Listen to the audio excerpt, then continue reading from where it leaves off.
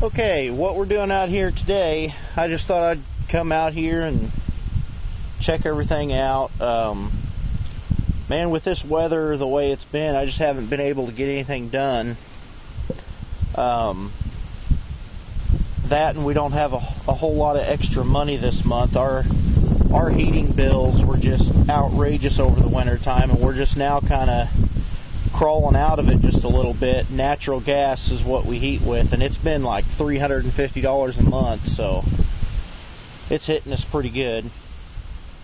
But anyways, what I'm doing out here today is I'm going to take some measurements on exactly the dimensions of this foundation. Now, I know that the trench was dug out to be 30 by 60, okay, but I hired someone local, just someone I knew, to dig it out with a little Kubota 40 horsepower little backhoe tractor thing. It was a tiny one, but it did the job pretty good. But it wasn't exactly perfectly square. So what I ended up having to do was shift the blocks more to one side of the foundation than the other. I mean, they're not off by a whole lot. It's just to be able to square it properly, they had to be laid in a certain way that wasn't directly in the center of the footer the entire distance. It should still be okay. It's just I don't know what the dimensions are now. I know that the foundation is good and square, so that, squareness is not the issue. The issue is the actual width and length dimensions. So that's what I'm going to be taking today. So I'll start over here on the side and get the width, since I don't have the blocks completely finished. But I do know that I have all my corners set. So, and I do know that they are right on square. I used the 3-4-5 method, which actually ended up being like, 12, 16, 20 to get a more accurate reading, but it is square. So I'm just going to measure this one side, and the other side should be, within 1/8 or 1/4 of an inch of being the same, so I can go ahead and draw up my blueprints. I'm going to be drawing my blueprints myself, since I'm going to be the one building it. That way I know, what everything means and where everything goes, and it's just a good idea to have a plan. I can always change. If I decide that I want an interior wall to be 2x6 instead of 2x4, well, I'll just frame in the 2x6 wall. I don't need to go through engineering and all that stuff to be able to build a house, and neither do you. You don't. People have been building shelters to live in for millennia, so maybe some of them fell in and killed them or whatever. I don't know, but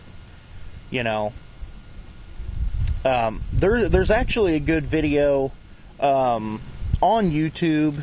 It's like a 1950s, I believe, 1940s or 1950s Navy film, where they're framing a small building, and the way that they're doing it with the plank flooring and everything is pretty much exactly the way I'm going to frame this. So if it was good enough for the Navy in 1950, it's good enough for me now.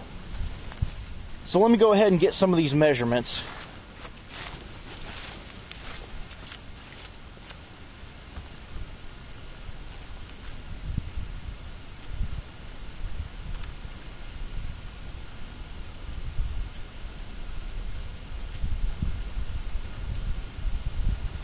Now I'm going to take this measurement right in line with the edge of this second block, so that I know I'm an equal distance. I don't know if you'll be able to hear me or not. I'm quite a ways from the camera, but what I need to do, I'm just going to take this piece of broken tape measure. I know that the back is 3 foot 1 inch to level with the front, so I'm going to take a measurement at level.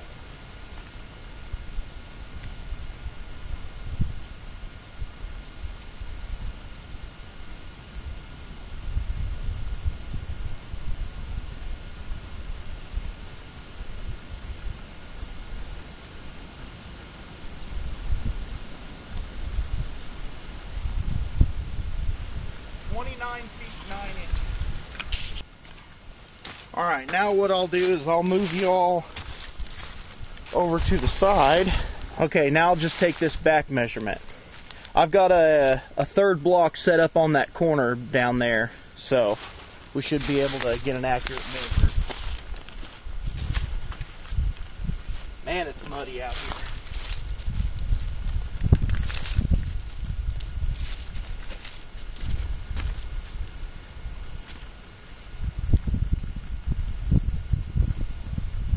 Yeah, I guess I might as well start down here.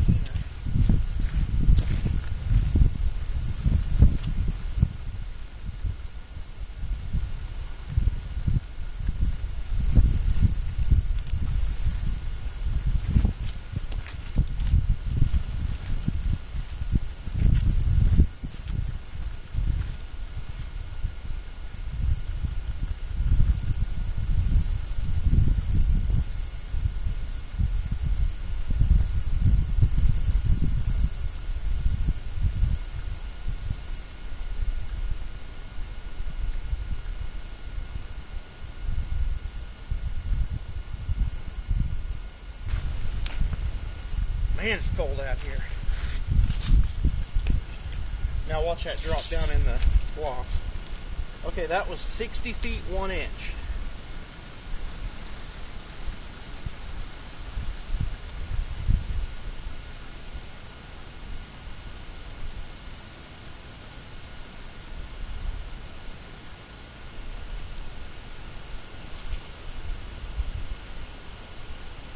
So we got 29 foot 9 inches by 60 foot 1 inch. And like I said, since it is square, I know it's square, then that measurement should be the same. I should be able to draw off of that. And if it's a little off, you know, it goes back to the whole thing about I'm using lumber that I cut myself. You know, I'm not using any sheet goods. The entire deck, you know, the entire subfloor is going to be 1 inch thick white oak. The whole outside sheeting of the house is going to be 1 inch white oak. The interior walls, ceilings, everything is going to be 1/2 inch white oak. You know, I'm not using any sheet goods. The roof deck is going to be 1 inch white oak. You know, it might be a heavy flipping house, but I'm not using any plywood at all. No plywood, no drywall, none of that crap. Oh boy. I'm getting excited for spring though. We should be able to get going on this a little bit here. I'm going to raise you guys up just a little bit.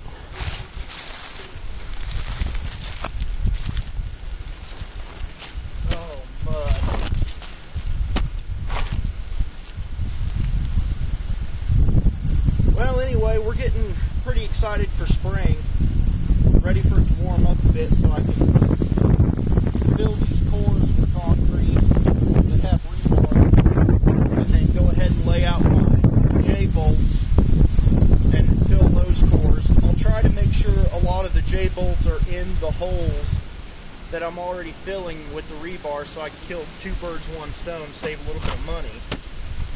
Obviously some of them won't be, so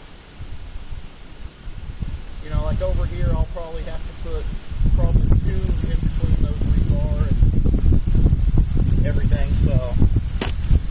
But I think what I'm going to do first is I'm going to run my 4-inch sewer line. Let me just walk over there and show you that if I don't get stuck in the mud. Anyway, as I was saying, I think what I'll do first in the springtime, or even before then, I'm probably going to do this pretty soon. I'm going to go ahead and run my 4-inch sewer line through the foundation there, and I'll grade all this to the proper slope, 1/4 inch per foot. And well, this is kind of all covered in at this point. See if I can even find it here. Whoa, I think I found it.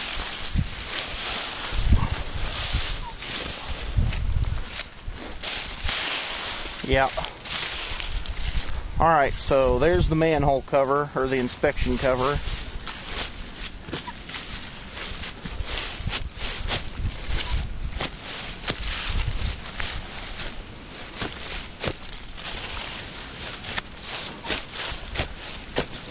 Alright.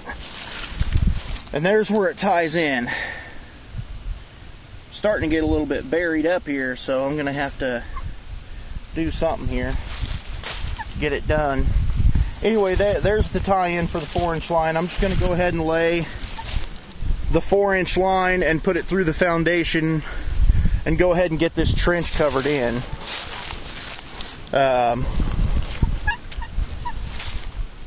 My mom has some PVC pipe that's 4 inches from their when they remodeled their house. But that PVC's been sitting outside uncovered for like, I'd say 4 years or so. So I don't know, it might be brittle and not good to use, I don't know, but I guess we'll see. If it's good, then it'll save me, you know, $50 or so on the pipe. Because this is about 40 feet, so it would take, you know, 4.5 sections to just put it through the wall there.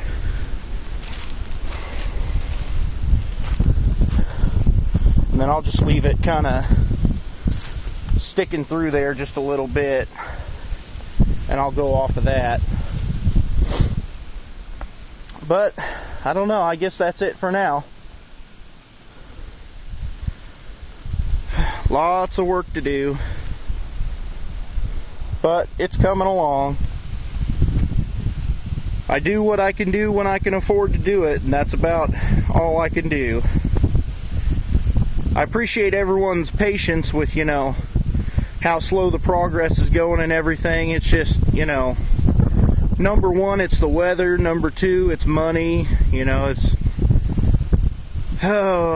this weekend it's supposed to get up into the 70, like up to 70 on Saturday, and then, you know, 60 something on Sunday. So hopefully I can afford to go and get, you know, 2 or 3 bags of mortar or something like that, and throw in a few more blocks or something. I'll probably put some up there in that front section, which won't take me very far. 2 bags might take me to that little pallet bridge thing, because those are 4 high instead of 3 high like everything else. But I figure the water rushes, you know, down the hill, and will hit this front side and come around or whatever. So I wanted it to be a little taller. This back here is pretty close to the ground, but I'll probably bring my father-in-law's tractor in here with the front loader and scrape that down a little bit.